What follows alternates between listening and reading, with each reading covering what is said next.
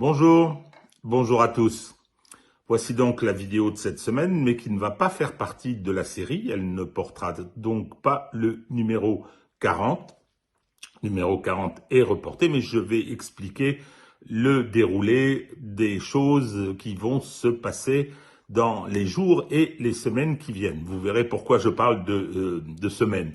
Alors, cette semaine, justement, Sylvain Ferreira a pris quelques jours de vacances avec ses enfants. Il a bien fait, il en avait besoin et il l'a mérité.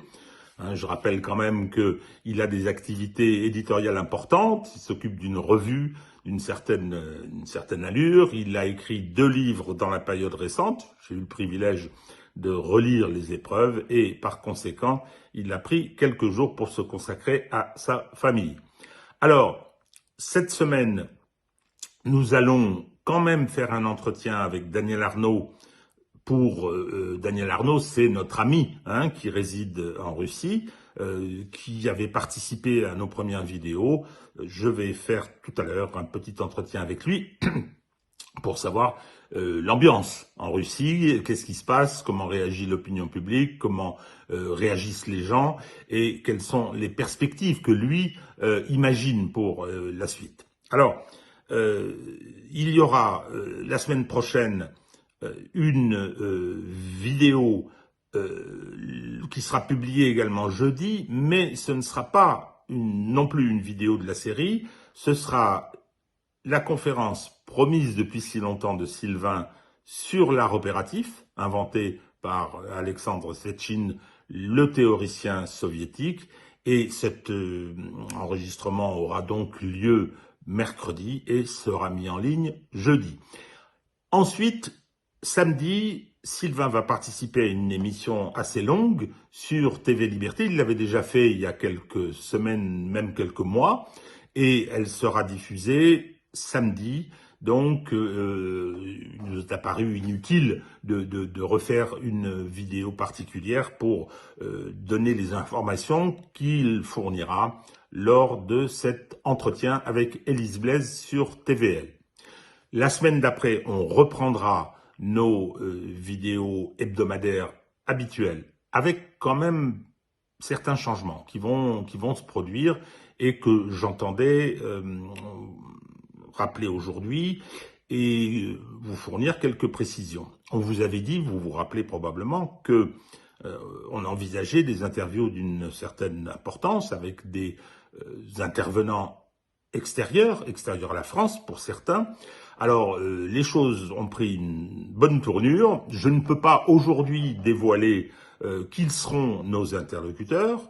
Je ne veux pas prendre des risques de les mettre en cause.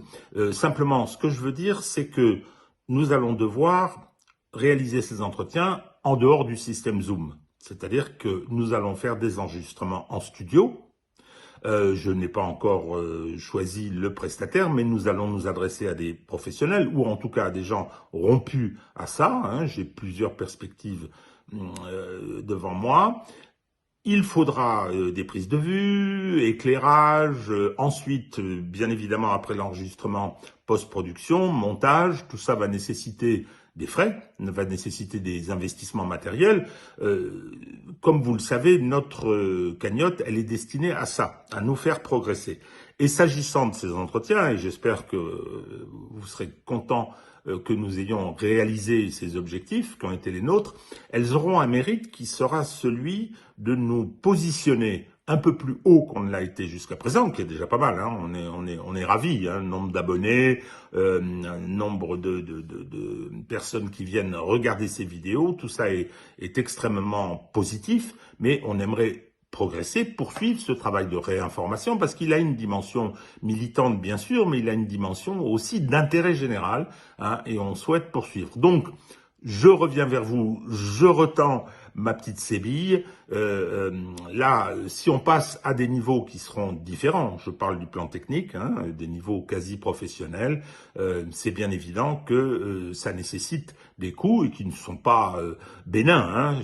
J'ai pris quelques contacts jusqu'à présent et l'objectif étant effectivement de vous offrir des événements informatifs qui nous permettront aussi d'accroître notre légitimité et de nous rendre moins vulnérables à la censure. Hein, ce qu'on voudrait, c'est que justement le fait de nous censurer présente plus de risques politiques que c'est peut-être le cas aujourd'hui.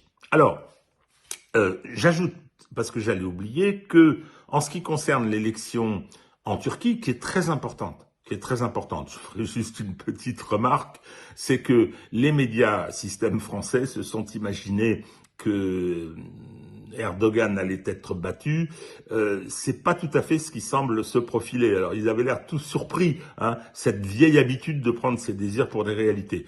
Donc concernant ces élections, on va reporter postérieurement au deuxième tour le débriefing avec notre ami Olivier Delorme, hein, qui de son île grecque nous dira ce qu'il faut en penser, avec juste une petite information là, c'est que, outre qu'Erdogan est bien placé pour le deuxième tour, mais on ne sait jamais, il a quand même gagné les élections législatives assez tranquillement, hein, puisque c'est une élection à la proportionnelle, à un tour. Bon, donc voilà pour ce qui concerne les informations sur ce qui est à venir.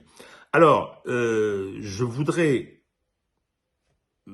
également examiner quelques points, hein, parce que c'est toujours une actualité, puis c'est le moyen de dire du mal de nos adversaires, de dire du mal de nos ennemis, ou de plaisanter sur certains sujets. J'ai mis le générique, parce que je sais que les gens le demandent souvent, les gens l'aiment bien, hein, les gens attendent, puisque je le modifie à chaque fois, et par conséquent, quelques petites informations. Alors je vais utiliser une méthode que j'ai aperçue chez Éric Morillo lorsque j'ai été interviewé dans son émission Les Incorrectibles. Il a une petite tablette qui lui permet d'avoir un pense-bête et de savoir de quoi il va parler et quelles sont les questions qu'il entend poser. Alors, concernant ce qui se passe dans la guerre en Ukraine, il y a bien évidemment deux sujets importants. C'est la bataille de Bakhmout, qui continue avec une part de plus en plus restreinte de la ville encore entre les mains de l'armée ukrainienne. C'est toujours cette espèce de grignotage dont on se demande quels sont réellement les objectifs. Notre opinion à Sylvain et à moi, c'est que c'est une volonté d'imposer une attrition à l'armée ukrainienne. D'ailleurs, alors je crois qu'on est à 95-17% de la ville contrôlée par Wagner. Ce qui apparaît quand même, c'est que pour pouvoir tenir cette ville, pour mener cette bataille, l'armée ukrainienne aurait perdu un corps d'armée, tout simplement, hein, avec des bilans très très lourds. Il y a eu des petites contre-attaques destinées à un petit peu soulager la pression sur les troupes qui étaient encore à l'intérieur de la ville, pour en permettre l'évacuation, je ne sais pas précisément, mais clairement, le coût pour l'armée ukrainienne est tout à fait considérable. Et c'est la raison pour laquelle, le coût humain, bien évidemment, mais le coût en matériel aussi, c'est la raison pour laquelle la question de la fameuse contre-offensive se pose dans des termes de plus en plus vagues. Bien, malgré les assurances qui nous sont données par les médias les plus ineptes, hein, de la sphère occidentale, et malheureusement, Dieu sait s'il y en a. Alors, c'est d'autant plus, sur cette contre-offensive, c'est d'autant plus aléatoire que les Russes ont repris un bombardement extrêmement important. Je crois qu'il y a eu 2 nuits consécutives où ça a été les bombardements les plus importants qui avaient été menés par l'armée russe sur les concentrations, sur les infrastructures militaires, avec naturellement le fameux épisode de Kiev où les Ukrainiens ont prétendu que grâce aux patriotes américains, ils avaient abattu des missiles Kinjal. C'est pas, semble-t-il, ce qui s'est passé. En revanche, au contraire, il y a une batterie de Patriotes, alors plus ou moins importante, ça je ne sais pas, qui a été détruite par un Kinjal, justement, c'est-à-dire qu'il y a eu toute une stratégie qui a été mise en œuvre pour obliger les batteries de Patriotes à intervenir et par conséquent à montrer où elles étaient, et ensuite le missile Kinjal, qui ne semble pas pouvoir être abattu, a pu aboutir à l'objectif poursuivi. Alors il y a eu des polémiques, ça continue, LCI fait des calculs d'apothicaire, là on sort les calculettes non pas pour les surfaces conquises par les Russes, mais cette fois-ci pour le nombre de missiles, le nombre de projectiles détruits. Alors Shoigu a répondu de façon assez drôle, il a dit que les Ukrainiens étaient très forts parce qu'ils avaient abattu plus de missiles que les Russes en avaient tiré. Voilà. Bon.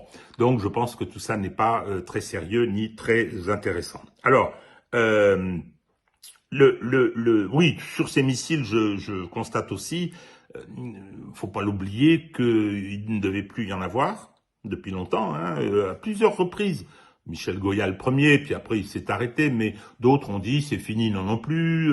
Yakovlev a dit il n'y en a plus, et bon, ils en continuent à s'en servir, et il semblerait qu'ils ont reconstitué leur stock sans, chère Madame von der Leyen, sans démonter les machines à laver pour avoir des puces. C'est pas, semble-t-il, ce qui s'est produit. Alors, autre chose, autre petite information, je souris parce que c'est l'histoire du sketch sur RTL, je crois. Oui, du sketch de Laurent Gérard. Laurent Gérard a fait un petit sketch pour se moquer du cirque Zelensky, c'est-à-dire la tournée qui a été faite, il y avait ce côté-là. C'était effectivement assez drôle, très méchant. Hein, on peut ne pas apprécier, c'était drôle et méchant. Mais ce qui était intéressant, ça a été les réactions.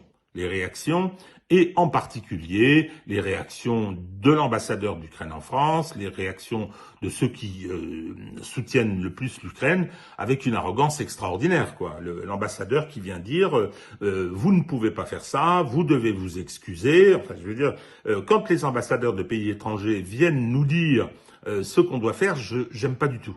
J'aime pas du tout. Hein. On a le droit tout à fait de soutenir l'Ukraine. On a le droit de considérer que les Russes sont les méchants. Mais ici, ce qui se passe, c'est ce que nous décidons et ce que nous voulons.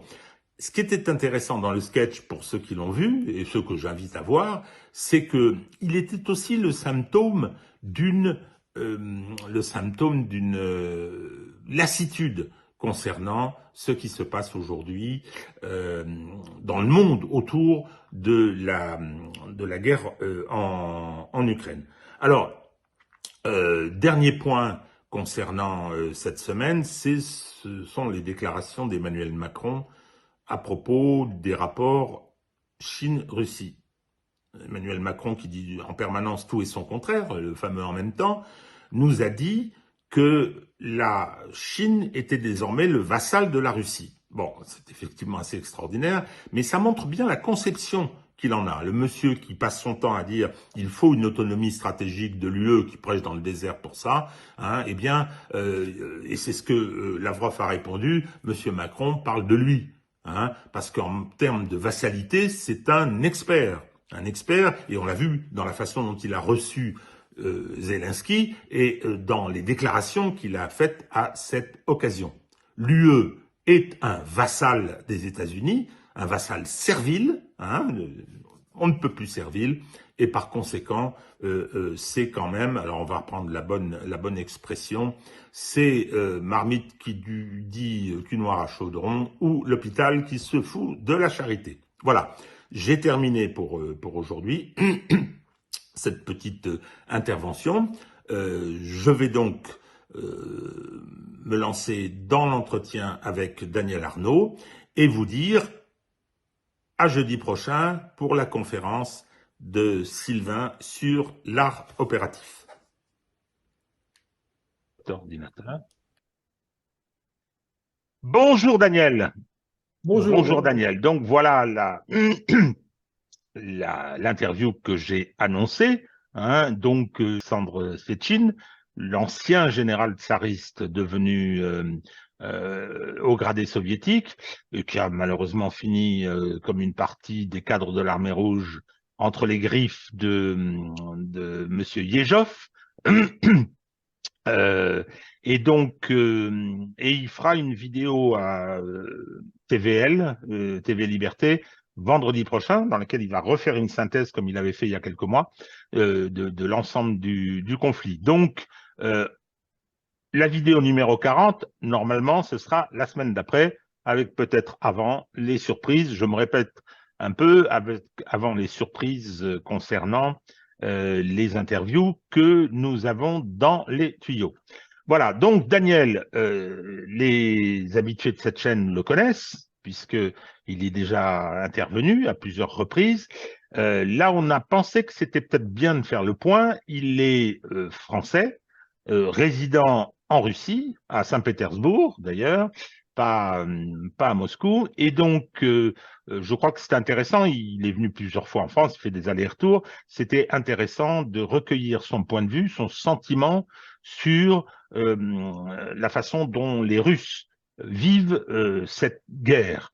J'ajoute que nous allons publier sur Vue du droit en 3 parties, un travail très important qu'il a effectué, un grand article, un article de fond, hein, dont le titre provisoire, mon cher Daniel, c'est Russie-Occident, l'autre guerre de 100 ans, hein, ces jours-ci, ça va être publié ces jours-ci. Je pense que le premier élément, la première partie va être publiée demain. Et donc, voilà. Je vais commencer à l'interroger, à lui poser quelques questions. D'abord, s'il peut nous faire un petit topo sur l'ambiance en Russie aujourd'hui, la façon dont la société russe, telle qu'il lui peut l'apercevoir, la façon dont la société russe vit cette guerre qui dure maintenant depuis plus d'1 an. Oui, alors, Régis, d'abord, un merci de m'inviter de nouveau. Bon, aujourd'hui, le sentiment moyen, alors, on va voir qu'il est un sentiment évidemment pétersbourgeois, c'est-à-dire que bon, il y a des différences assez significatives entre les villes de province et les 2 grandes capitales que sont Moscou et Saint-Pétersbourg. Mais en gros, moi, ce qui ressortait de mon sentiment et d'un certain nombre de gens que j'ai interrogés en préparation de cette interview, c'est que bon, d'abord, il y a un phénomène de lassitude. J'entends par là que ça perd, un peu comme chez nous, ça perd de l'importance, c'est moins présent dans les nouvelles, moins présent dans les conversations. On s'habitue, un phénomène d'habituation. Mais ensuite, il y a quelque chose de très intéressant qui est un peu, chez certaines personnes, un sentiment diffus un peu de culpabilité dans le sens on aurait dû s'intéresser plus tôt. On a laissé le temps passer. On n'a pas vraiment cru, on a cru que ce qu'on entendait d'éventuelles hostilités occidentales vis-à-vis de la Russie, c'est un peu notre fantasme à nous Russes, on a toujours été un peu paranoïaque, etc. Et en fait, on aurait dû prendre les choses beaucoup plus au sérieux plus tôt. Je dois dire que c'est un sentiment que je partage, c'est-à-dire que moi, j'ai commencé à m'exprimer sur votre chaîne et sur Front Populaire après le 24 février 2022, alors que ça faisait des années que je sentais bien que les tensions montaient et que je m'accrochais à l'idée que ça ne pouvait pas péter, mais en fait, c'était évident que ça finirait par péter. Donc ça, c'est un peu le premier sentiment. Et il y a aussi un sentiment de soulagement. J'en parlais un peu comme... alors c'est compliqué de... Moi, quand j'ai interrogé les gens, j'ai du mal à les faire complètement s'exprimer, mais je crois en fait, les choses sont claires aujourd'hui. C'est-à-dire qu'on on a vécu on a vécu pendant il y a une vingtaine d'années, enfin depuis que les tensions recommençaient à monter, dans une espèce de faux semblant. C'est-à-dire que on se dit, voilà, les gens se disaient, bon, on pouvait entendre parfois lire, parce que les Russes évidemment ont accès aux médias occidentaux, il y a suffisamment de gens aussi qui parlent des langues étrangères, en particulier ici à Saint-Pétersbourg, pour avoir une impression de ce qui vient, de la manière dont on parle d'eux, dont on parle de la Russie. Et peut-être ce sentiment on essaie de s'aveugler, on essaie de ne pas prendre, de pas prendre au sérieux les aspects d'hostilité dans les politiques occidentales, euh, le coup d'État de 2013, la manière dont finalement la France et l'Allemagne n'ont pas joué leur rôle dans les accords de Minsk, etc., etc. Alors tout ça, si vous voulez, c'était comme une espèce de brouillard, si vous voulez, de choses de bruit de fond. Et aujourd'hui, c'est clair. Oui, il y avait vraiment une hostilité. Bon, maintenant, l'hostilité, elle est déclarée. On sait où on en est. On sait que les États occidentaux ne veulent pas de bien à la Russie. Et donc, voilà, on en prend acte et on vit notre vie et on supporte les éventuels inconvénients.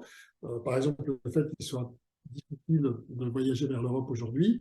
Euh, mais on sait pourquoi. Si vous voulez. Donc c'est un peu c'est un sentiment un peu assez que j'ai un peu plus de mal à expliquer, mais c'est des choses que j'ai entendues. J'ai entendu le fait que finalement on est on a on est finalement plus tranquille peut-être parce que les choses sont claires. Oui. Le doute a été levé.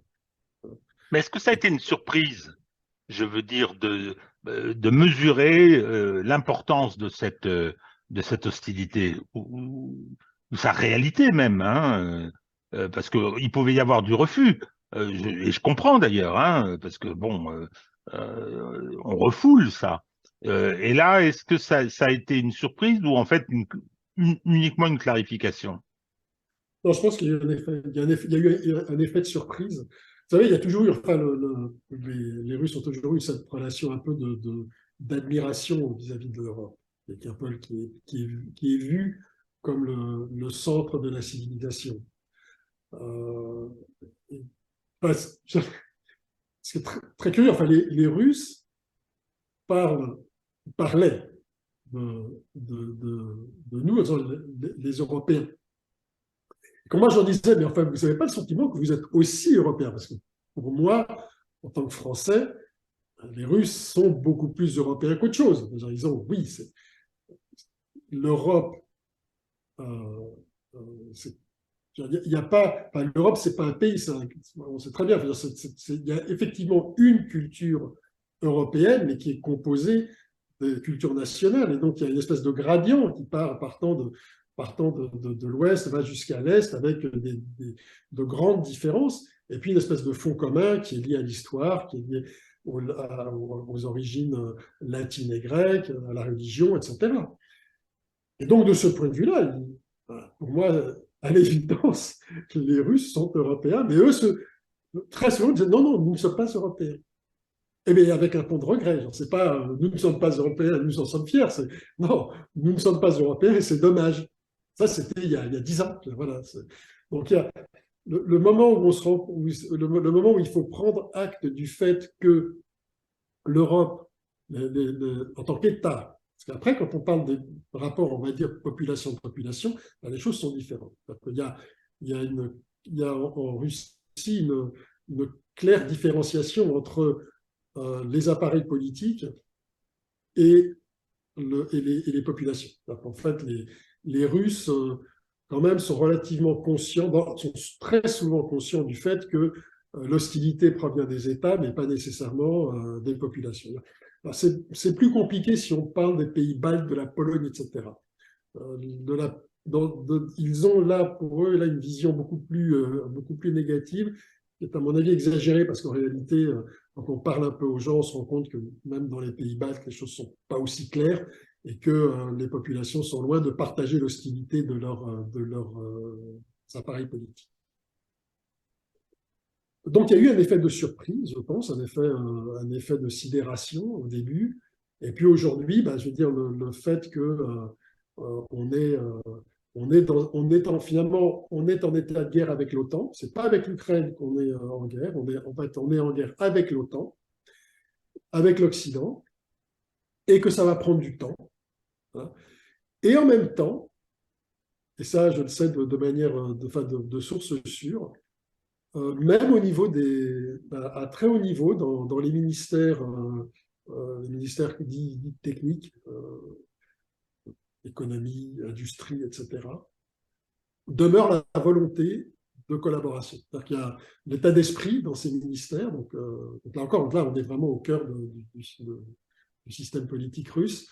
Il y a la volonté, enfin, on se dit, bon, là aujourd'hui, la situation est ce qu'elle est, elle durera le temps qu'elle durera, mais après, il y aura un lendemain, et donc il faut préserver les relations, je dirais, au niveau technique, au niveau scientifique, au niveau économique, dans la mesure du possible, de manière à ce qu'elles puissent refleurir dans l'après. Apparemment, aujourd'hui, c'est ça Mais par contre, je crois que le retour au sentiment un peu d'infériorité qu'avaient les Russes, ça, c'est fini. Je veux dire, en fait, j'ai entendu un truc très intéressant, c'était tout à l'heure, un de mes amis qui m'a dit, finalement, nous, on a de la peine pour l'Europe. Finalement, on a la nostalgie de la vraie Europe, de l'Europe telle qu'elle était dans les années 70, 80, 90. Aujourd'hui, ce n'est plus l'Europe. Et c'est dommage. Voilà, donc ça, et je crois qu'il décrivait bien un sentiment assez prégnant dans la société russe aujourd'hui. Ça, c'est bon, ça, c'est effectivement le rapport à l'Europe sur bon, la surprise qu'a constitué c'est le constat de cette hostilité. Hostilité qui prend des formes grotesques quand même, au bout d'un moment. C'est-à-dire que je ne sais pas ce qui se passait avant, mais j'imagine que une propagande anti-européenne la plus désagréable aurait été loin de ce qui s'est passé en réalité. Hein, parce que bon, quand on voit, et en particulier en France, j'insiste là-dessus, ce qu'on s'est permis, ce que notre système médiatique, notre système de propagande s'est permis, en russophobie, en bêtises, en méchanceté, et puis en mensonge, c'est-à-dire en appréhension du réel. Je ne suis pas sûr que l'Europe était décrite de la façon dont elle s'est présentée là, avant le déclenchement de l'opération militaire spéciale, hein, je suppose. Non, non, si vous voulez, même si on reste sur les aspects un peu caricaturaux que parfois peut adopter la presse dans des visées un peu propagandistes, on a pu voir par moments des choses un peu caricaturales sur le wokisme, des choses comme ça. Je veux dire, enfin, eux sont caricaturaux d'eux-mêmes, mais je veux dire caricatural dans l'exposition peut-être d'une certaine forme d'adhésion des populations à ces idées, etc., etc. Donc ça, je veux dire, on a pu avoir des choses comme ça. Mais dans l'ensemble, même sur des chaînes comme RT, par exemple,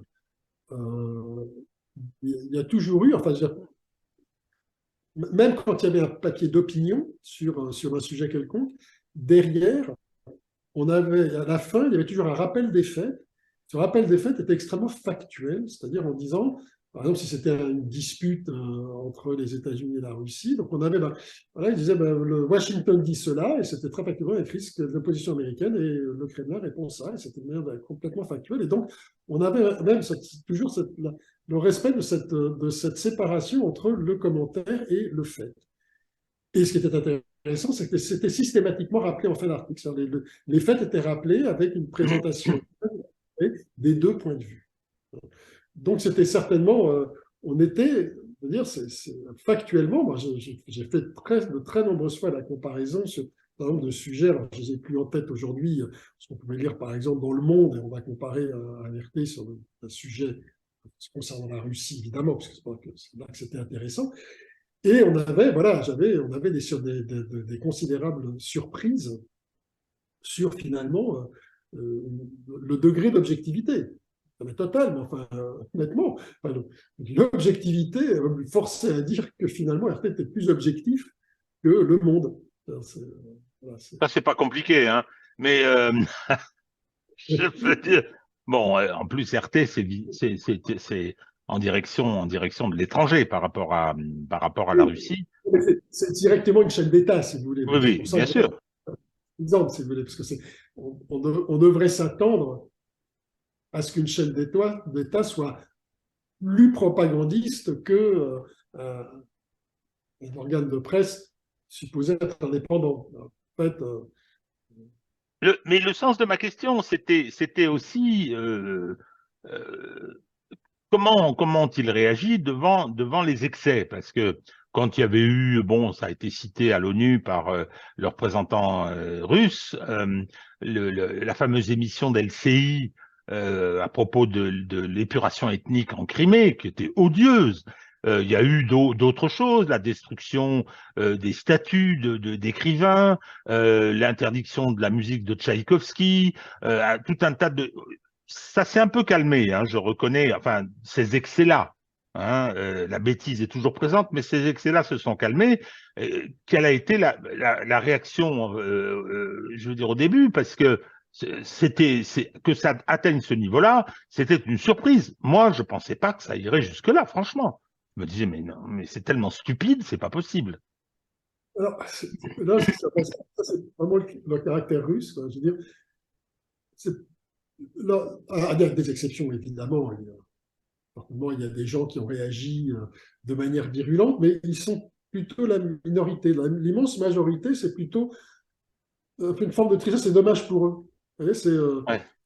voilà, que ce soit là-dessus, que ce soit sur les difficultés liées au fait de ne plus avoir d'énergie, etc. Il y a peu de triomphalisme. Il y en a un peu, il y a des gens qui vont réagir en disant ah, bien fait pour eux, etc. Mais dans l'ensemble, c'est plutôt on est triste pour eux, c'est dommage qu'ils se fassent autant de mal. Vous voyez, pour la grande majorité. Je veux dire, encore une fois, c'est pas tout le monde. Il y a des gens, il y a des extrémistes même. Je veux dire, bon. Mais dans l'ensemble, ils sont pas bien nombreux. En tout cas, dans la partie occidentale de la Russie. Après, bon, voilà, ce serait intéressant d'aller voir des gens qui vivent à Vladivostok et qui leur poser la question. Peut-être que c'est différent, je ne sais pas. Alors, justement, sur la façon dont la Russie euh, a perçu le déclenchement de la guerre avec l'OTAN et par conséquent de la guerre avec l'Occident, et probablement aussi la recomposition du monde, parce que ça, je pense qu'ils en sont informés, enfin, ils en sont informés au sens où ils le perçoivent, ils l'intègrent. Aujourd'hui, la conduite de la guerre, c'est-à-dire c'est assez difficile de savoir quels sont les objectifs stratégiques de la Russie. J'entends au plan opérationnel, hein, c'est-à-dire quels sont les objectifs stratégiques. Il y avait ceux qui avaient été définis au départ par Poutine, hein, mais là c'est un petit peu difficile puisque la première phase du plan n'a pas, qui avait réussi, c'est-à-dire qui avait amené les Ukrainiens à la table de négociation et comme Naftali Bennett nous l'a indiqué, l'Occident a tout fait pour que cette solution ne soit pas mise en œuvre, on est passé à une autre forme de guerre, hein, de guerre de haute intensité, et qui dure effectivement. Et quelle est la perception? Parce que je suppose que c'est pas euh, très rigolo, pour utiliser ce terme-là, de se retrouver en situation de guerre avec les conséquences que ça a. Bon, moi, je reconnais que j'aimerais que ça se termine rapidement, évidemment. Alors quelquefois d'ailleurs, face comment dire, au comportement erratique, médiocre, mensonger des autorités des pays de l'UE, vassales des États-Unis. Les États-Unis, au niveau du pouvoir, c'est pas terrible non plus. Je me dis, mais il faudrait régler ça, quoi. À la limite, qu'est-ce que les Russes attendent pour faire leur offensive grande flèche, qu'on se mette autour d'une table et qu'on en discute et qu'on rappelle à M. Rochebin et à M. Pujadas qu'ils sont des imbéciles et qu'on ne veut plus les entendre. Hein, c'est pas comme ça que ça va se passer. Hein, c'est évident. Il va falloir effectivement s'inscrire dans une durée beaucoup plus importante. Et comment c'est perçu ça? Parce que c'est pas une situation qui est très agréable pour un pays. Oui, alors, vous avez raison, de manière assez explicable. Ce que je ressens, moi, en fait, c'est des signaux d'une grande confusion. On va avoir de très grandes différences. Enfin, voilà, il y a vraiment une inquiétude. On pensait que notre armée serait plus forte. Il y a ce côté, on pensait qu'on arriverait. Comment ça se fait que ça prend trop de temps? D'autres gens vont dire il y a un plan. Eux voyant un peu plus dans la profondeur, ils voient effectivement notre gouvernement s'est préparé. Et cela, justement, en voyant que finalement, la guerre économique, ça n'a pas fonctionné. Et donc ça c'est un truc très important. Ça, il a cette Alors conscience là, que. là, je vous interromps, Daniel, c'est pas par hasard que ça n'a pas fonctionné. Ça, justement, c'est pas seulement parce que Bruno Le Maire, Nono le Neuneu, est un imbécile, hein, c'est parce que les Russes se sont préparés. Ils ont fait de la planification stratégique que l'Occident n'a pas faite. Voilà. Et ça, si vous voulez, donc justement, il y a des gens qui disent oui, en fait, il y a des Russes, c'est une partie de la population qui pense en fait, il y a un plan là-dedans, il y a un plan, puisqu'ils se sont préparés, en fait, il y a une continuité, et il y a un plan de sortie victorieuse de la guerre. Euh, donc voilà, vous voyez, donc ça, déjà, sont deux choses qui sont voilà, extrêmement. Vous avez déjà là deux points de vue qui sont assez contradictoires. Après, vous allez aussi avoir ceux qui estiment que il faudrait leur rentrer dans l'art pour déterminer ça beaucoup plus vite. Certains qui vont s'interroger sur est-ce qu'il n'y aurait pas de la trahison dans l'air pour que ça prenne autant de temps, enfin, je veux dire, comment ça se fait. Vous voyez? Oui, Ça va dépendre beaucoup, ça va dépendre évidemment beaucoup du niveau d'éducation, de connaissances en matière d'histoire, de stratégie, etc. Donc, il va y avoir, peut y avoir ça, un impact profond sur la manière dont on peut voir les choses. Mais si, enfin, après, si on veut essayer de dégager une, une, une idée générale, regardons les sondages et on voit en fait que quand même l'immense majorité de la Russie soutient aujourd'hui, donc fait confiance au pouvoir. Et cela, peut-être un des éléments remarquables vraiment de fond, c'est aujourd'hui la compréhension qu'effectivement, il y a eu un plan à long terme, une hostilité à long terme de l'Occident vis-à-vis de la Russie. Les idées de démantèlement de la Russie, etc., ça, les gens ont compris que ça faisait partie du projet, même s'ils ont, je veux dire, tout le monde ne sait pas forcément que bon, la Rand Corporation avait décrit que la doctrine Wolfowitz, etc., etc. Tout le monde n'a pas forcément ce niveau de connaissance et de compréhension de la situation. Bon, ça, c'est parce que bon, tout le monde n'a pas ni nécessairement le niveau d'éducation, ni forcément le temps de s'intéresser, je veux dire aussi. Mais quand même diffuse dans la société le fait que oui, on a affaire à un ennemi véritable qui veut notre destruction et que par conséquent, on n'a pas d'autre choix que de se défendre. alors, Vous savez, justement, sur le plan Wolfowitz, la fameuse carte, là, avec il y en a 17, 15, je sais plus, avec tout un tas de couleurs, donc le démantèlement, la destruction de la Russie, qui est un plan avéré, il y a des réunions internationales sur le sujet, etc. Je pense que ça relève de la folie, c'est psychiatrique de penser que ça puisse se produire. Je peux me tromper, hein, mais je vois mal que est-ce que parce que ça, c'est quand même très violent. C'est très, très violent. Ça me fait penser, je lisais le livre d'Éric Branca sur l'ami américain, c'est-à-dire les rapports de Gaulle avec les Américains depuis le début. Hein, et là, je suis en train de lire celui sur les tentations nazies de l'aristocratie anglaise. C'est intéressant. Oula. Donc, effectivement, les Américains, Roosevelt essentiellement, avaient le projet de démanteler la France.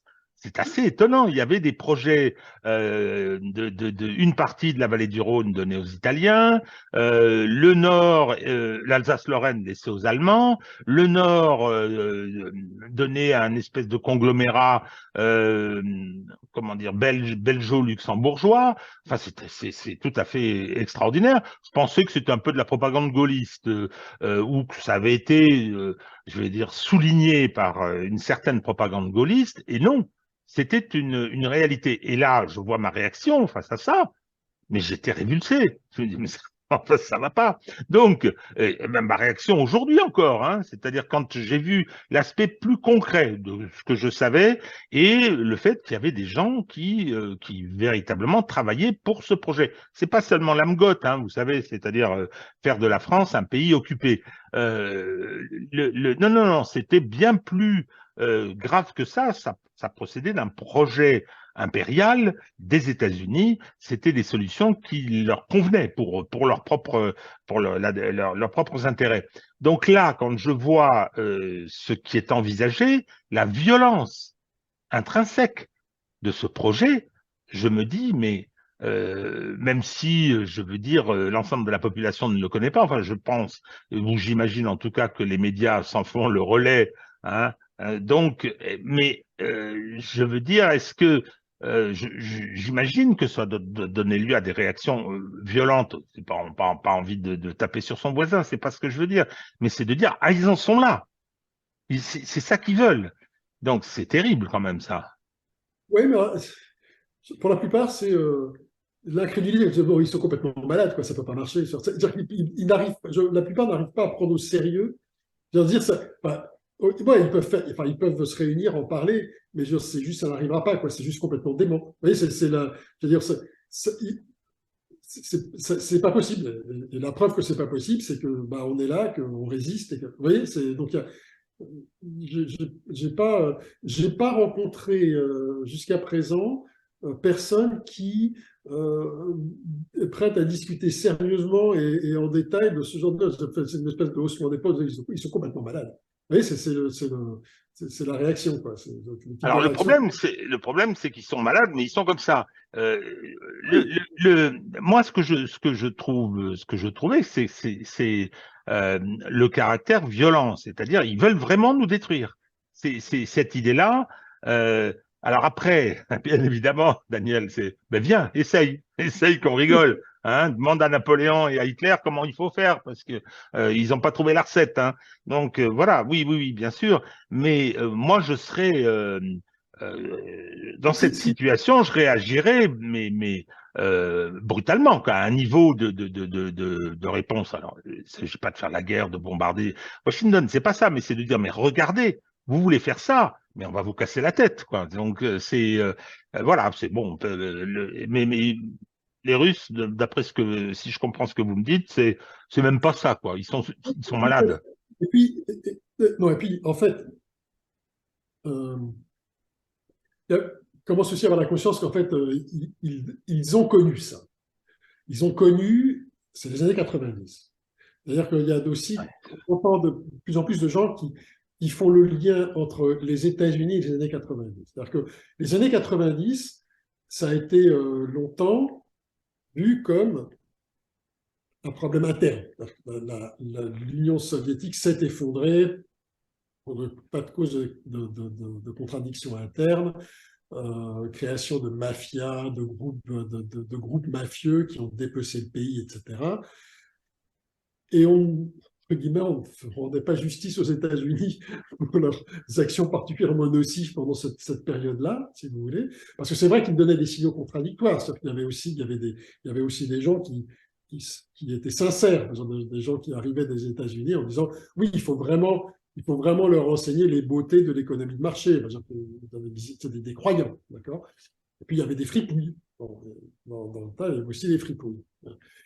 Et donc, ça, je pense il y avait des signaux un peu confus. Mais là, aujourd'hui, là, je vais quand même, moi, j'ai entendu deux, trois réflexions de gens qui disaient oui, enfin bon, ben, ça, ils ont déjà essayé dans les années 90 où on ne serait pas allé sans eux, on ne serait pas arrivé où on est arrivé dans les années 90. Vous voyez, c'est-à-dire qu'il y a aujourd'hui, apparemment, cette prise, malheureusement, je n'ai pas pu encore approfondir et interroger plus avant les gens, mais je sens bien qu'il y a une perception de bon, ils ont déjà essayé, bon, Dieu merci, on s'en est sorti, ben, ils ne recommenceront pas. Quoi. Vous voyez, je veux dire, là, c'est terminé, je veux dire, on a compris la leçon, donc aujourd'hui, on est prêt et on résiste.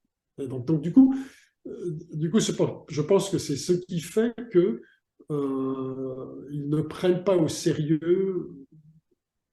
C'est pas un danger qu'ils prennent au sérieux. Je ne veux pas qu'il y ait le sentiment que ces groupes qui se réunissent pour préparer, comme ils appellent ça, la décolonisation de la Russie, ils ne sont pas pris au sérieux. La menace ne paraît pas aujourd'hui sérieuse. En revanche, la menace aujourd'hui directement de l'OTAN, de la pression, les pressions économiques, etc. Là, par contre, celles-ci, évidemment, sont évidemment prises au sérieux. Alors justement, sur le plan économique, Daniel, je veux dire, c'est comment la vie? La vie en Russie? Alors, Matériellement, s'entend, hein, c'est de ça que je parle. alors bon, d'abord, voilà, j'étais en France récemment, donc je suis rentré mardi. Bon, j'ai été faire mes courses, les prix n'ont quasiment pas bougé, quoi. Donc déjà, je veux dire, voilà, apparemment, la, j'ai vérifié aussi sur la route le prix aux pompes à essence. Et, bon, ça a l'air d'être à peu près stabilisé. Donc, en fait, la période inflationniste du début du conflit a l'air d'être, en tout cas, bien calmée, hein, sinon complètement, en tout cas, bien calmée. Et après, ce qui est assez surprenant, c'est qu'il y a pas mal de gens qui me disent on vit mieux maintenant. Ah bon? Et oui, en fait, alors, c'est amusant parce que, et intéressant parce que c'est des gens de différents niveaux. C'est-à-dire que j'ai parlé à des gens qui ont des métiers tout simples et qui disent bah, finalement aujourd'hui, moi, je m'en sors mieux. Et puis, quand on monte, on a des gens qui disent, ouais, nous, franchement, ça va mieux parce que enfin, les investissements vont dans notre production. Là, c'est vrai qu'il y a eu,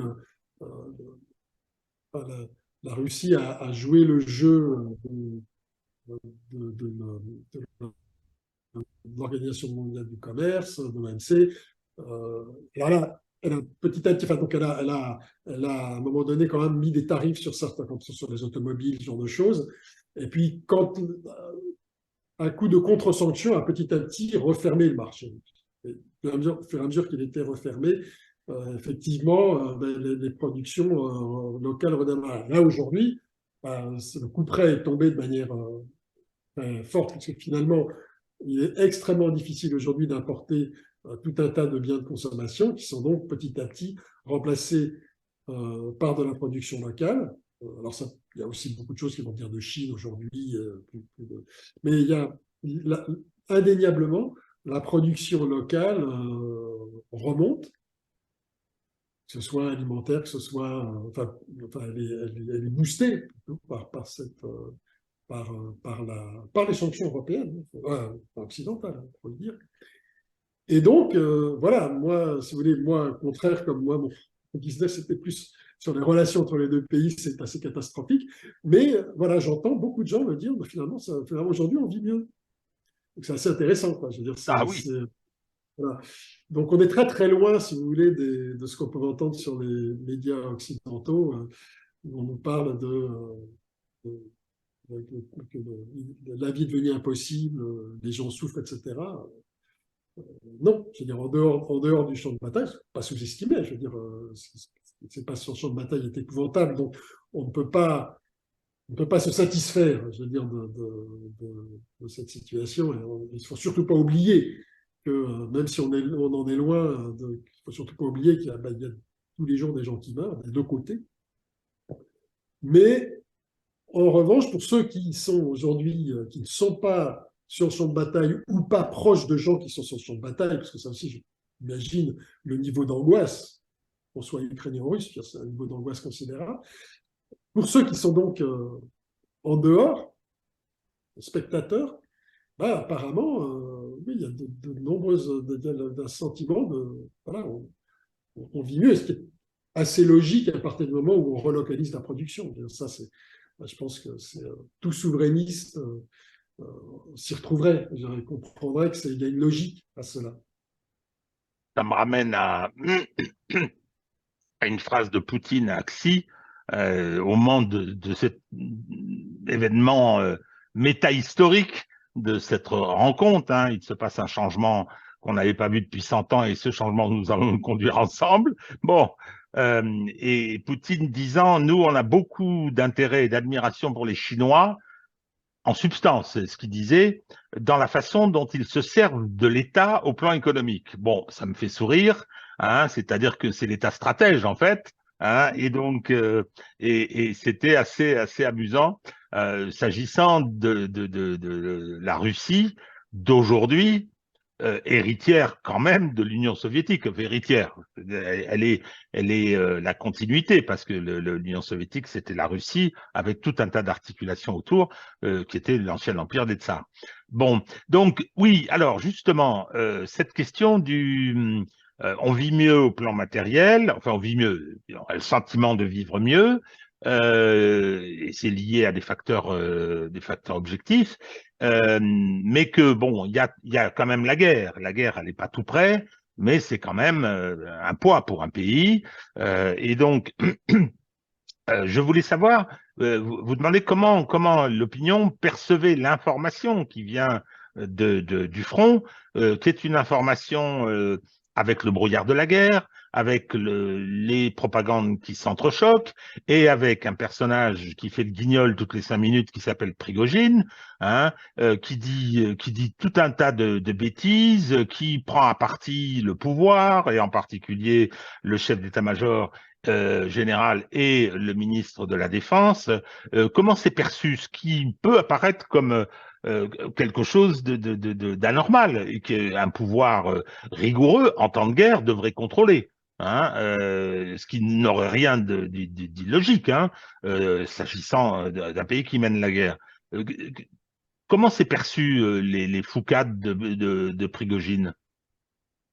Alors, ça, c'est assez curieux, c'est assez intéressant, parce qu'en fait, bon, il a un côté fou du roi, Prigogine, et il y a quelqu'un qui m'a fait marrer, qui m'a dit qu'aujourd'hui, il remplace un peu Jirinovski. Alors, je sais pas, vous vous souvenez qui était Jirinovski? Oh oui, oh oui, oh oui. C'était alors, qui était vraiment un fou du roi. Parce que, National bolchevique, hein, faut dire. euh, en fait, le type était un type extrêmement intelligent, éduqué, etc., parlant de nombreuses langues. Donc, en fait, dans le privé, pas du tout ce qu'il était dans l'image publique. C'était vraiment un show, d'accord? Ce qu'il faisait, c'était vraiment un show. Et en fait, Fou du Roi, il disait des choses que les autres ne disaient pas, finalement. Il ne pouvait pas dire, il pouvait interpeller le pouvoir. Et quelque part, moi, voilà, il y a quelqu'un qui m'a dit, mais c'est en fait Prigogine, finalement, il remplace Zelensky. On cherchait un remplaçant, on l'a trouvé. Ce qui est assez amusant. Voilà. Euh, Après, alors il y a différentes opinions là-dessus. Bon, c'est une provocation, mais les motivations de cette provocation peuvent varier. Alors, il y en a une que je trouve très intéressante qui est, euh, alors, il y a des soupçons de corruption le long de toute la chaîne d'approvisionnement. Alors, il y en a sûrement, c'est inévitable, je veux dire, ça déplace des masses de pognon considérables. Bon, les hommes étant ce qu'ils sont, il y a sûrement, un certain niveau de corruption, vraisemblablement beaucoup moins important que dans les chaînes d'approvisionnement aujourd'hui en Ukraine, mais il doit y en avoir. Et en fait, quand il interpelle le pouvoir comme ça, en fait, finalement, il rassure un peu les gens, enfin, c'est des gens qui sont assez simples, en disant, bah, maintenant, on va faire quelque chose. Maintenant, on va punir ces gens-là, on va les ramener au pas, les amener à la raison. Et donc, l'utilité de cette intervention serait là. Elle serait dans le fait de signaler, alors, ça peut être vu de deux manières, ou de rassurer la population, ou effectivement de faire peur à des gens qui effectivement seraient impliqués dans des trafics au niveau de la chaîne d'approvisionnement. C'est-à-dire que dans un cas comme dans l'autre, ça marcherait. C'est-à-dire que une grosse colère d'un Prigogine qui dit on va quitter Bakhmout si on n'a pas d'armes. Alors pourquoi est-ce qu'on n'a pas d'armes? Sûrement parce que donc, si des gens qui tripatouilleraient, bon, auraient effectivement des raisons de s'inquiéter quand, quand, ce genre, quand ce genre de choses deviennent publiques. Et Mais pour alors les ça, gens, c'est à quoi sert Prigogine? Parce que Voilà. Prigojine dit n'importe quoi. Je veux dire, d'abord, Prigojine n'a aucune maîtrise de la dimension militaire. Mais Prigojine, c'est le patron d'une structure, mais il est pas, il a aucune, enfin, tout est intégré à la chaîne de commandement russe. Enfin, je suppose, mais c'est ce que disent tous les spécialistes. Et donc, quand il dit il n'y a pas assez de munitions, etc., comme par hasard, le lendemain, il bombarde tout un quartier de Bakhmut. Hein. Donc je parle bien de la perception, je parle pas de la réalité, hein, mais la perception, c'est de dire, voilà, c'est une espèce de fou du roi qui secoue un peu le cocotier, qui tape dans les fourmilières, hein, et c'est le rôle qu'il joue, qui permet au pouvoir justement d'avoir un peu un peu de soupape et des marges de manœuvre. Voilà. Ça, donc, du coup, c'est un truc qui est complètement fait en accord avec les gens qu'il a insultés. En fait, dans ce cadre-là, ce serait ça. Ce serait en fait, c'est un jeu, quoi. Voilà. Donc, ce serait éventuellement. Il y a pas de démoralisation liée à ces comportements. Alors, moi, j'en ai pas entendu. Mais maintenant, ouais, quand même, je mets un point d'interrogation parce que, pour être très honnête, quand il a fait sa sortie, j'étais en France. Là, je suis rentré depuis 48 heures. Et donc, il y a peut-être des choses que je n'ai pas encore entendues. C'est tout à fait plausible que certaines personnes aient été démoralisées. Enfin, moi, je sais que j'avais. Alors, par contre, dans des contacts directs que j'avais quand il a fait sa sortie, j'ai vu des gens qui étaient effectivement, sur le moment, terrorisés. Et voilà, qu'est-ce qui se passe? Est-ce qu'on va vraiment quitter Bakhmut? Puis, bon, ils ont bien vu que. Bon, et moi, je leur disais, prenez ça avec une certaine distance parce que ce type-là, voilà, il fait de la com. Donc, je veux dire, il ne faut surtout pas prendre ces rodomontades au premier degré. Mais sur le moment, oui. Sur le moment, par contre, moi, j'ai bien entendu, j'ai vu des Russes inquiets. Enfin, entendu des Russes inquiets au moment où il a fait sa sortie. Vous savez, c'est quand même, il y a une chose que les gens en France, enfin, les gens qui ne sont pas russophones, ne peuvent pas percevoir, c'est dans la manière dont il s'exprime, quoi. Je veux dire, c'est quelqu'un quand même d'une grande vulgarité. Je veux dire, vous voyez, c'est un côté, il a un côté loupard, si vous voulez, alors, euh, qui, dans sa position, peut plaire. Voilà, il fait homme du peuple, si vous voulez. Il fait le gars, dire, voilà, ouais, il a fait un peu de tôle, machin. Enfin, je veux dire, bon, entre guillemets, c'est pas un aristocrate, c'est pas quelqu'un de la haute, vous voyez. Donc, il est comme nous, en quelque sorte. Ouais. Euh, donc, ça fait aussi partie de son rôle. Évidemment, après, on peut se demander comment ça se fait que. Alors, d'abord, il est aussi possible qu'il joue ce personnage. De la manière que Jelinovski jouait un personnage. Peut-être que dans le privé, il est très différent. Hein. C'est aussi une possibilité. Mais tel qu'il s'exprime aujourd'hui dans son personnage public, imaginez que ce que certains disent qu'il pourrait un jour remplacer Poutine, c'est juste une blague. Quoi. C'est absolument, c'est risible.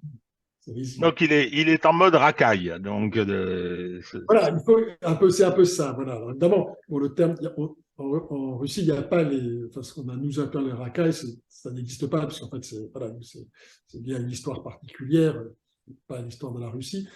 Mais c'est plus, si vous voulez, on va dire, c'est plus sur les milieux mafieux issus de la fin de l'Union soviétique. Il serait plutôt référence à ça, référence à ces gens, à ces délinquants des années 90. Là, il y a quand même eu une explosion de délinquance parce que bien souvent, on ne pouvait pas vivre autrement. Moi, j'ai parlé avec des gens, ils m'ont dit, dans les années 90, j'ai tué pour protéger ma famille.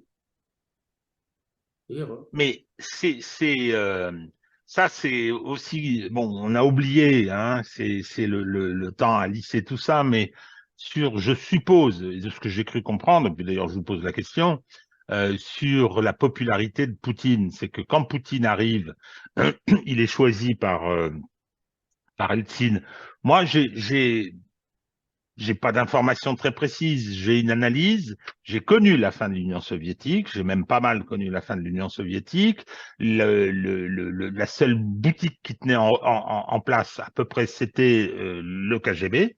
c'était le KGB. Bon, je ne vais pas rentrer dans le détail de ce qui m'avait amené à cette vision des choses, mais je pense que Poutine a été choisi par la structure qui tenait encore debout et qui assure la continuité depuis 1917, hein, c'est-à-dire le Tchéka, NKVD, KGB et maintenant FSB. Et donc, Poutine, il est arrivé et il a reconstruit un État, parce que la fin des années 90, c'était hallucinant ce que vous venez de décrire, quoi. Hein. Et il a reconstruit un État, il a restauré la fiscalité, et il en a fait de nouveau une grande puissance, qui est quand même assez extraordinaire. Et ma question, est-ce que ça lui est compté, c'est-à-dire que ça participe de son autorité? Oh, C'est lui indéniable, qui a rebâti la maison. indéniablement, indéniablement, ça explique son niveau de popularité. Oui, oui, non, c'est absolument, enfin, effectivement, même si sur des choses où les gens sont moins d'accord, sur des problèmes qui sont totalement banals, hein, je veux dire, le niveau de retraite, niveau des rémunérations, etc.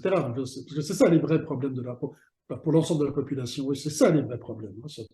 Tristement bien, comme chez nous. Hein, je veux dire, à la limite, le, sauf que bon, ils ont plutôt tendance à croître aujourd'hui, donc, alors que chez nous, ça baisse. Mais bon, cela étant dit, voilà. Non, mais même là-dessus, si vous voulez, il garde sa popularité parce que il y a cette conscience que quand il est arrivé, alors là, pour le coup, oui, on pouvait imaginer que la Russie allait se disloquer. Et aujourd'hui, ben, voilà, Alors, donc, il a un socle de gratitude.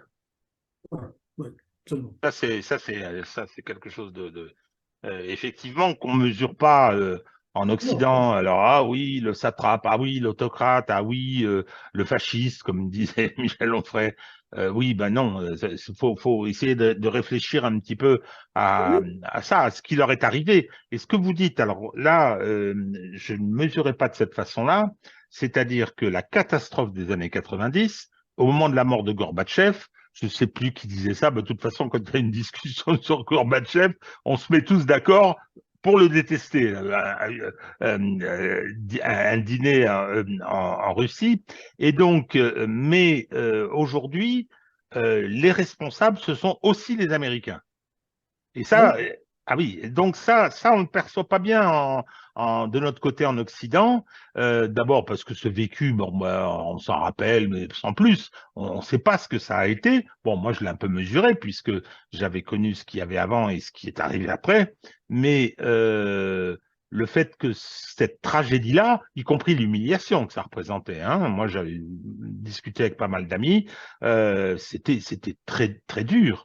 Et y compris que j'ai l'impression que la nostalgie de la puissance soviétique procède de ça aussi, hein, c'est-à-dire qu'on était fiers hein, à ce moment-là aussi de ce que représentait l'Union soviétique. Donc, le fait que les Américains soient considérés comme responsables de ce qui est arrivé à la Russie, c'est extrêmement important aujourd'hui dans l'affrontement, quoi. Hein, euh, vous savez, ce qui est intéressant, alors c'est absolument vrai, mais j'ai envie juste de faire un petit commentaire sur la nostalgie. Euh, donc, c'est la nostalgie, il y a un peu la nostalgie effectivement de la puissance, enfin, de la grandeur, les succès dans le spatial, etc. Mais il y a beaucoup plus, en fait, d'une part la stabilité, l'éducation, ce genre de choses, très haut niveau de l'éducation, et le fait de ce grand ensemble multiethnique de gens qui vivaient ensemble. Enfin, vous entendez souvent des gens qui disent, quand même, avant, alors c'est les personnes âgées, hein, quand même avant, après le boulot, on se retrouvait, on buvait le thé, il y avait des Estoniens, des Ouzbeks, des Russes, des Ukrainiens, et personne ne se posait la question. On vivait juste et on travaillait ensemble. Et c'est peut-être, ça c'est assez touchant, mais c'est peut-être un des aspects de plus fort de la nostalgie que j'ai entendu assez souvent. Peut-être moi, parce qu'il y a aussi quand même, c'est des gens qui ont tendance à disparaître, ils sont assez âgés. Mais il y a, ça fait partie des éléments forcés. C'est plus ça que la puissance en tant que telle. Peut-être que dans les plus hauts, les plus hautes classes, les gens qui sont proches du pouvoir, il peut y avoir une nostalgie de cette puissance. Euh, mais, alors bien sûr, par contre, il y a le souvenir de l'humiliation, ça indéniablement pour tout le monde. Mais c'est beaucoup, si vous voulez, il y a vraiment très prégnant ces aspects qui étaient des aspects positifs, qui étaient la médecine gratuite pour tous, l'éducation remarquable pour tous, le vivre ensemble, ce genre de choses. Faut pas dire ça à notre ami Benoît Billan, hein, dont on a parlé dans la vidéo précédente, hein, ce grand spécialiste incontestable de l'art opératif qui est venu dire à propos du 9 mai de la victoire sur le nazisme, la victoire de l'Union soviétique, c'est la seule réalisation que dont ce pays a été capable. Eh ben non, justement. Hein. Donc voilà, si Benoît Billan, si tu nous regardes, prends-en une fois de plus un peu de la graine. Euh, Juste une petite remarque, vous parlez du 9 mai. Donc, bon, cette année, il y a eu des restrictions sur le bataillon immortel. Mais moi, je me souviens, le régiment immortel. et, C'est le bon degré d'organisation, ouais, régiment. mais moi, je me souviens d'avoir assisté à la parade sur Nevski, là, pas loin de chez moi, et d'avoir des gens qui défilaient en costume national derrière cette grande banderole. Nous avons vaincu parce que nous étions ensemble. Ouais. Donc, c'est des gens. Ça, c'est un drôle de truc parce que c'est la société civile hein, qui a fait émerger ce régiment immortel. Moi, ça me touche beaucoup, ça m'émeut beaucoup parce que je pense que nous aussi, on a notre élément fondateur de ce point de vue-là, c'est la guerre de 14-18. Hein, nous sommes tous les enfants du soldat inconnu. Mais le problème, c'est que c'est monté justement de la société. Et alors, il y a une chose qui me frappe à chaque fois, c'est que vous avez eu des défilés aux quatre coins du monde. Partout où vous avez des Russes ou des sympathisants de la Russie d'ailleurs, vous avez des petits, moyens, grands en Amérique latine, en Israël, n'en parlons pas, hein, parce qu'il y a une communauté d'origine russe importante, en Australie, etc. Partout, le régiment immortel, ce qui est une façon aussi de rendre hommage à ceux qui ont battu la bête, hein, qui ont été la détruire dans sa tanière, et ça, c'est quelque chose de prenant. Et quand je vois, à commencer par François Hollande, qui avait refusé d'aller au 70 ou 15e anniversaire comme ça, avec mépris, comme ça, avant de trahir, de mentir et de manquer à sa parole sur les accords de Minsk. Voilà, cette année en particulier, ça a été un enjeu fort autour du 9 mai. C'était ça, quoi. Est-ce que c'est bien l'Union soviétique qui a battu les nazis, qui l'a fait pour le compte de tout le monde? Alors, en liaison alliée avec les Américains, etc., ça c'est tout à fait incontestable, mais ils ont fait, eux, le plus gros effort, et comme disait Zhukov, nous les avons libérés du nazisme, ils ne nous le pardonneront jamais. Bon, donc ça c'est un vrai problème. Et bon, ce qui me fait plaisir, c'est que chez nous, ça reste relativement fort quand même. Ça reste relativement fort quand même. Au Euh, 70e anniversaire, j'avais fait cette expérience, je rentrais, c'était peu après que Hollande ait fait son annonce qu'il n'irait pas. Enfin, et donc, je rentre en, en avion à Saint-Pétersbourg sur un vol Air France. Sauf qu'à un moment donné, je me mets à bavarder avec l'équipage avec le commandant de bord qui était sorti se laver les mains, pisser, je sais pas, enfin bon, et on commence à sympathiser. Et il m'invite dans le cockpit, je lui dis que j'habite Saint-Pétersbourg. Ah, voilà, il voulait avoir des tuyaux, tout ça, parce que voilà, ils n'ont pas beaucoup de temps quand ils viennent, les membres d'équipage. Et on bavarde, on parle de Normandie-Yémen, évidemment, et il me dit, il est révolté par l'attitude de François Hollande. Et il me dit, donc il y a quelques jours, j'étais sur le même itinéraire, et quand je me suis présenté avec mon passeport à la dame, je dis, Madame, j'ai honte d'être français aujourd'hui. C'est extraordinaire. Il me dit, voilà. il avait tenu à marquer le coup. Parce que je crois que c'était le jour où Hollande avait fait sa déclaration. Il était révolté. Voilà. Mais vous savez ce qui est arrivé? Alors bon, des avanies avec des vulgarités comme ça, avec ces gens-là, on peut en trouver beaucoup. C'était les obsèques de Roland de la Poyape, qui était compagnon de la Libération, qui a été donc un des membres de l'escadrille Normandie-Niemen. Quand il est revenu à la vie civile, il a multiplié les inventions. Enfin, il a une histoire personnelle assez extraordinaire. Et quand il est décédé, il y a eu la cérémonie dans la cour des Invalides. Aucun membre du gouvernement n'était présent. Très bien, hein, donc même secrétaire d'État aux anciens combattants, pas du tout. En revanche, il y avait un ministre russe et il y avait les chœurs de l'armée rouge qui sont venus chanter la Marseillaise. Ben voyons. Hein, donc bon, mais je pense que nous, il nous reste des choses et c'est justement, je vous propose qu'on termine avec ça et en revenant sur ce que vous avez dit tout à l'heure, un peu au début, sur le fait que pour les Russes, concernant l'Europe, moi je vais surtout parler de la France, les autres ils se débrouillent, hein, il y aura un après. C'est-à-dire que entendre Lavrov dire de toute façon nous n'avons plus rien à leur dire, je manque d'arguments pour lui dire non.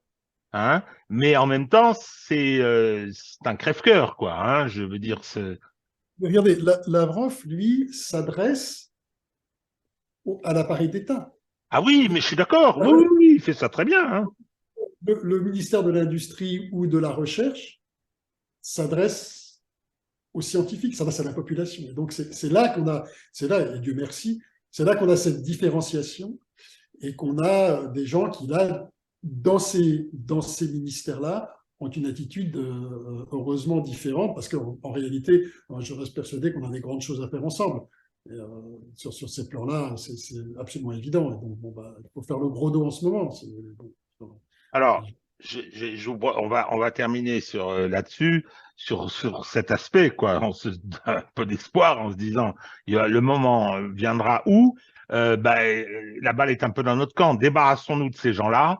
Hein, débarrassons-nous de Macron et de sa bande, débarrassons-nous de Madame von der Leyen et de Monsieur Borrell, hein, revenons à une vision de la souveraineté et surtout mettons à la tête, essayons de mettre à la tête de ce pays des gens qui pourront renouer les fils avec ce qu'était la vision du général de Gaulle, parce que, je veux dire, c'est pas faire parler les morts que de dire que s'il avait été là, en aucun cas, la France n'aurait eu cette stratégie, c'est clair. Hein. Donc, il faudrait renouer les fils avec ça. vous savez, tout à l'heure, là, avant de commencer, on a évoqué Sarkozy pour de toute autre raison. Bon, c'est quelqu'un, je n'ai jamais été fan, mais je suis obligé de reconnaître, quand les États-Unis ont tenté le même coup, mais cette fois-ci avec la Géorgie, c'était en 2008 de mémoire, hein, Oui, oui, je me rappelle, ouais. et je veux dire, il a foncé et il est intervenu, il a fait vraiment œuvre diplomatique et il a arrêté les choses extrêmement rapidement.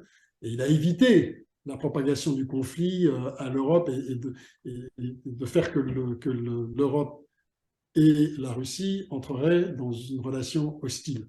Voilà quelqu'un qui a vraiment agi, là, il a vraiment agi en chef d'État. On ne peut pas lui retirer ça. Et malheureusement, aujourd'hui, nous n'avons pas quelqu'un qui a ce type de personnalité aujourd'hui pour résister aux Ça l'a pas adversaires. empêché de faire l'énorme monumentale connerie en Libye, hein, et la réintégration du commandement intégré de l'OTAN. Bon, donc je veux dire, tout Voilà, ça, non, mais, tout ça est contradictoire, mon cher. non, mais là, en l'occurrence, je veux dire, voilà, je suis d'accord avec vous, mais là, en l'occurrence, je dois C'est reconnaître vrai? que voilà, ça veut dire que ce que j'ai par là, c'est que c'est possible. Je crois que c'est la particularité de Nicolas Sarkozy, il y en a d'autres, c'est qu'il est capable euh, d'avoir ponctuellement des comportements d'homme d'État. C'est vrai. C'est vrai. Pas tout le temps. Hein, c'est le moins qu'on puisse dire. Hein, il peut se tromper. Il y a beaucoup de choses qui sont rock'n'roll, disons-le, mais il avait parfois des pulsions, des visions d'homme d'État. Bon, moyennant quoi, c'est terminé pour ce qui le concerne. Bon, il y Oui, a, il y a ce que je sais pas, c'est que ça montre aussi que voilà, je veux dire, un homme d'État français peut aujourd'hui, pourrait encore agir. On a des marges, on a des marges de manœuvre, il suffit de les saisir. Voilà, c'est ça.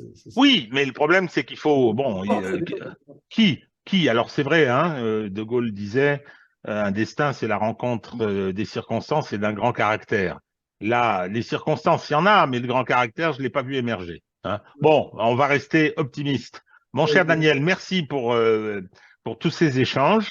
Donc, on poursuit, on continue, on va se revoir de toute façon, hein, et on va suivre tout ça en espérant de nouveau, on va exprimer ça, on aimerait bien que ça s'arrête pour reprendre une vie normale. Non pas qu'elle soit normale dans le quotidien, la vôtre si, parce que tout ça a fortement perturbé vos activités. Hein, mais voilà, il faudrait, non pas pour un retour au statu quo ante, ça n'arrivera pas, c'est fini. Deuxième principe de la thermodynamique, hein, sur effectivement le phénomène d'entropie fait que hop, le monde ne sera jamais plus comme il était le 23 février 2022. Voilà. Et à tous nos auditeurs, je dis donc à la semaine prochaine pour la conférence de Sylvain. À bientôt. À bientôt.